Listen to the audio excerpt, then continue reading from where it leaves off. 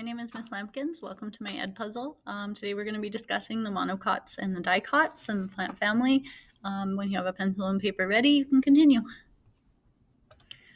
Okay, so monocots are plants that start from a single or monoleaf, and that initial leaf, the very first leaves, are known as cotyledons or cot. Corn plants and grasses are all of our monocots. Dicots include all the plants that start with two leaves.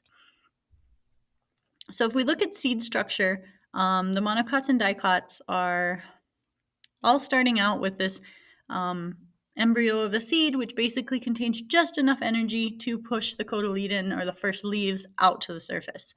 And in a corn plant, it is a single leaf, and dicots have two leaves. One first leaf that comes up that has the most energy, and a secondary leaf that kind of balances out the plant. So taxonomy is the study of how scientists name and classify organisms, and it's a system of grouping. Sexual reproduction is a process that involves two parent plants to form a new organism that differs from the parents.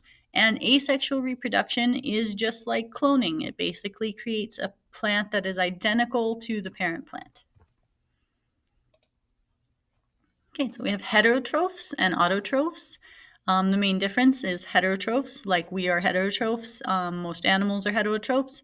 They need to eat other organisms to have food. So plants, animals, all sorts of things that we need to eat to obtain our food and make energy. An autotroph is an organism that makes its own food, that doesn't need anything more than water and sunshine and key nutrients to form its own sugar and make its own energy that way. So bulbs are kind of the autotrophic reserves. When a plant grows for a whole season, it takes all of its energy and it stores it up underground into a bulb. So things like onions, tulips, lots of lilies, things like that. After they're done with their growing season and flowering, they return back and kind of store that energy in the bulb for the next year. Okay, so what is the main difference between a monocot and dicot? What are some of the things that each of these are? And in the mastery check, I'm going to ask you for an example of each of these. Okay, so most of the plants that we're familiar with are either monocot and dicot. We can see both examples and the characteristics of the plant. Monocots always have the parallel veins and triple petals. So when you look at a monocot, you see parallel veins, kind of like on a corn plant, grasses, also palm trees and things. The vascular bundles are very scattered, and floral parts are in multiples of 3. So with the dicot, with more common plants like peppers, tomatoes, those things, we have two cotyledons, a broader leaf with a network of veins. So like veins more star-shaped instead of lateral like lines. And vascular bundles that are always kind of circular in a ring. And then their floral petals are multiples of 4 or 5. So as we look at different plants and flowers around the campus, we can see that some of our trees have grown from monocot upbringing, some of them are dicot, or most of them are dicot.